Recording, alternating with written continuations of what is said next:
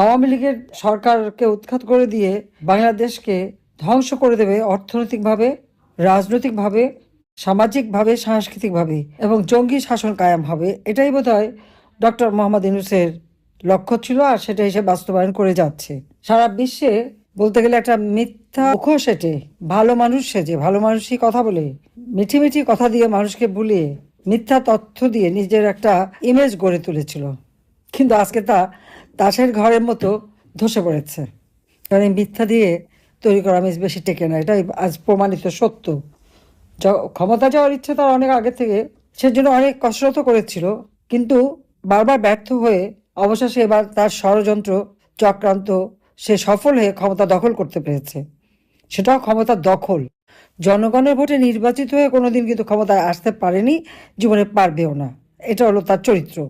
আজকে সবচেয়ে দুঃখ লাগে যে আওয়ামী লীগের কোনো নেতাকর্মী আজ ঘরে থাকতে পারছে না। সরকার আসবে কনস্টিটিউশন মোতাবেক নির্বাচনের মাধ্যমে, জনগণের ভোটে নির্বাচিত সরকার হবে, আর এক নির্বাচিত সরকারের কাছেই ক্ষমতা হস্তান্তর করবে। এখানে হস্তান্তর করার সুযোগ দেয়নি। এখানে হত্যাকাণ্ড ঘটাবার চক্রান্ত করেই কিন্তু ক্ষমতা দখল, এবং এই ক্ষমতা দখল করতে যে কত মায়ের কোল খালি করেছে, কিন্তু দোষটা দিয়েছে ইচ্ছাকৃতভাবে আওয়ামী লীগের উপর।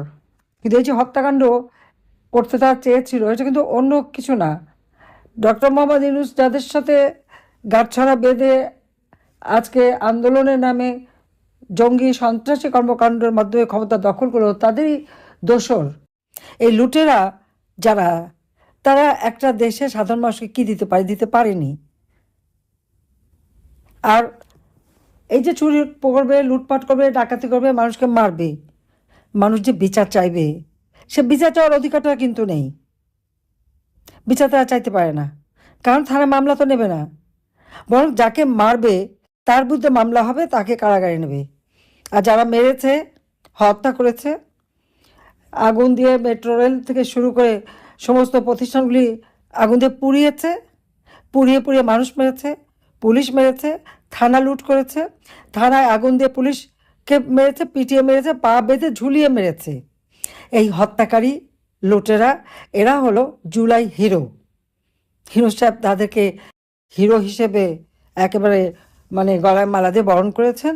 আর তার সাথে সাথে আমরা দেখলাম সেনাপ্রধান থেকে শুরু করে বিভিন্ন দলের তারাও কিন্তু ওই একই, তাদেরকে হিরো হিসেবে খুব সম্বর্ধনা দেওয়া হলো। আমি যুদ্ধাপরাধীদের বিচার করেছি, আর আজকে সেই কোর্টে আমাকে মৃত্যুদণ্ড দেওয়া হয়েছে। কয়দিনের মামলা? আমাদের অবশ্য একটা ইউনূস সাহেব একটা কাজ করতে পারে এখানে, আন্তর্জাতিকভাবে সে আবার দেখাতে পারে যে সে কত দক্ষ, পারদর্শী, আইনের শাসন কিভাবে সে কার্যকর করে, যে এত দ্রুত বিচার এবং মৃত্যুদণ্ড দিয়ে দেওয়া। আমার একে মৃত্যুদণ্ড দিয়ে দিল। আমি কাকে হত্যা করেছি? আমি তো কোনো হত্যাকাণ্ড ঘটাইনি।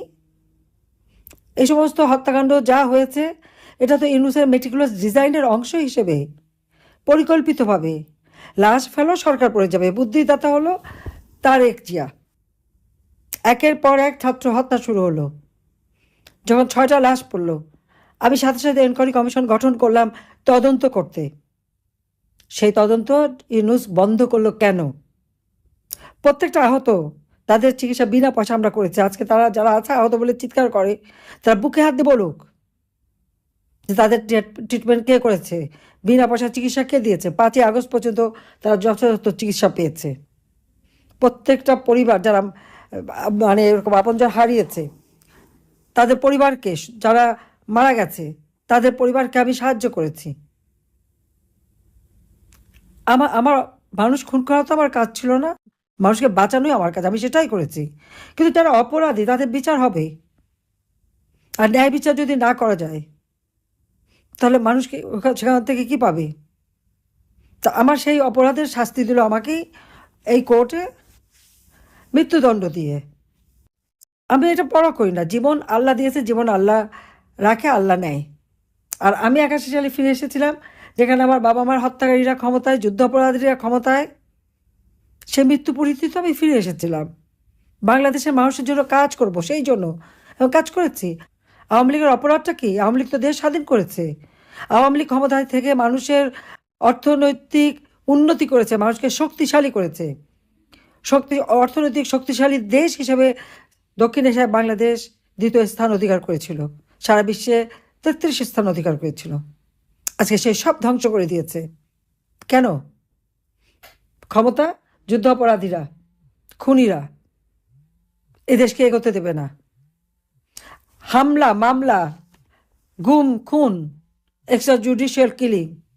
ডক্টর মোহাম্মদ ইউনূস তো রেকর্ড সৃষ্টি করেছেন, কিন্তু তার প্রচারের মাধ্যমে আমরাই দোষী। কীরকম দোষী? যারা পুলিশকে হত্যা করলো তাদের কোনো অপরাধ নাই, যারা আওয়ামী লীগ নেতাকর্মী হত্যা করলো তাদের কোনো অপরাধ নাই, হত্যাকারীদের কোনো অপরাধ নাই। যে নির্যাতিত অপরাধ তাদের বিরুদ্ধে মামলা। আজকে এই প্রত্যন্ত অঞ্চলে আমাদের নেতাকর্মী প্রত্যেকের বিরুদ্ধে মামলা দিয়ে হয়রানি করা হচ্ছে। মামলায় তো রেকর্ড করে ফেলেছে ডক্টর মোহাম্মদ ইউনূস। আর বিচারের সময় কি বললো? যারা নিজের মুখে স্বীকার করছে যে তারাই মেট্রো রেলে আগুন দিয়েছে, তারাই সেটা সব দোষ আমার, আমি নাকি আমার সন্ত্রাস বাহিনী দিয়ে করেছি। তারা কি আমার বাহিনী?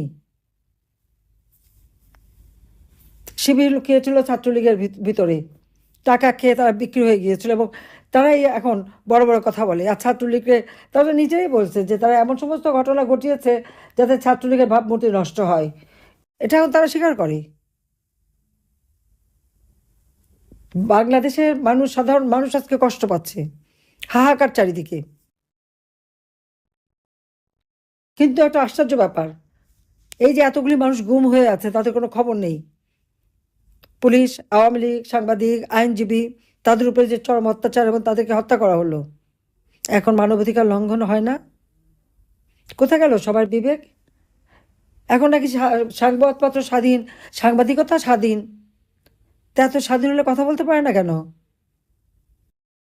কেউ যদি বলে, সমালোচনা করে, তার ভাগ্য যা জোটে তা তো জোটেই, লাশ হতে হয় অথবা আগুনে পড়বে। আগুন দিয়ে পুড়ে পড়ে যে এত সম্পদ ধ্বংস করে, আমি বুঝলাম আওয়ামী লীগ নেতাদের সম্পদ ধ্বংস করে তাদের অর্থনৈতিকভাবে পঙ্গু করে দিল। অন্তত 50% লোক তো আমাদের পক্ষে আছে। এই লোকগুলিকে অর্থনৈতিকভাবে পঙ্গু করতে যে আজকে বাংলাদেশের অর্থনীতি যে ধ্বংসের কিনারায় নিয়ে গেছে, সেটা কি ইউনূস বোঝে? আওয়ামী লীগ গণতন্ত্র প্রতিষ্ঠা করেছে, জনগণের ভোটের অধিকার জনগণের হাতে তুলে দিয়েছে। আওয়ামী লীগ একমাত্র সরকার জনগণের ভোটে নির্বাচিত হয়ে ক্ষমতা এসে 5 বছর সময় পূর্ণ করে শান্তিপূর্ণভাবে ক্ষমতা হস্তান্তর করেছিলাম 2001 সালে। আর 2009 সাল থেকে 2024 সাল পর্যন্ত বাংলাদেশের জনগণের গণতান্ত্রিক ধারা অব্যাহত রেখেছি, যেটা বাংলাদেশের স্বাধীনতার ইতিহাসে বা পাকিস্তান আমলের ইতিহাসেও বোধহয় একমাত্র আওয়ামী লীগ সরকারই পেয়েছে। একমাত্র আওয়ামী লীগ সরকারই পেয়েছে যে জনগণের ভোটে নির্বাচিত সরকার একটানা 15 বছর 7 মাস ক্ষমতা থেকে বাংলাদেশকে উন্নয়নশীল দেশের মর্যাদায় উন্নীত করেছি। দারিদ্র বিমোচন, হতদরিদ্র একেবারে আমরা মানে কোনো মানুষ ঠিকানাবিহীন থাকবে না। মুজিব বসে এটাই আমাদের প্রতিজ্ঞা ছিল। আমরা আর 2টি মাস সময় পেলে আমরা তা করে ফেলতাম, কিন্তু পারলাম না। একটা চক্রান্ত করে, ষড়যন্ত্র করে, আমি আর রেহানাই তো 25 নম্বরে অবশিষ্ট ছিলাম, কাজে আমাদেরকে হত্যা করে তারা একেবারে রাজত্ব চালাবে। এখন গ্রেনেড হামলা থেকে শুরু করে বারবার আল্লাহ আমাকে বাঁচিয়ে দিয়েছে, বেঁচে আছি। কিন্তু হামলা মামলা তো যথেষ্ট। একটা ভয় ভীতি রাজত্ব কায়েম করে ক্ষমতা টিকে থাকা কতদিন?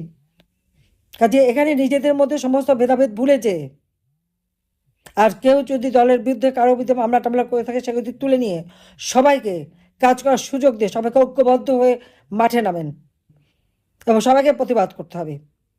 এবং এই ইউনূসকে ক্ষমতা থেকে হটানোর জন্য যা যা করণীয় তাই করতে হবে।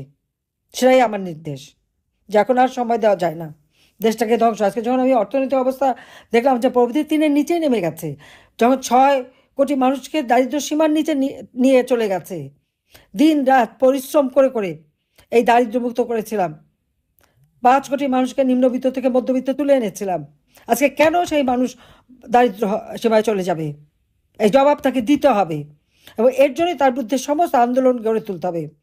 গণতন্ত্র পুনরুদ্ধার করা, অর্থনৈতিকভাবে বাংলাদেশকে স্বাবলম্বী করা, বাংলাদেশের মর্যাদা যেগুলি ইউনূসের কারণে বিশ্বে ভুলুণ্ঠিত হয়েছে, আবার সেই মর্যাদা ফিরে পাওয়া, স্বাধীনতার চেতনাকে সমুন্নত রাখা, ইতিহাসকে আবার তুলে ধরার জন্য এবং সকল বন্দীদের মুক্তি দিয়ে সকলকে স্বাভাবিক জীবনযাপন করার সুযোগ দেওয়ার জন্য একমাত্র আওয়ামী লীগই পারে এদেশের উন্নতি করতে।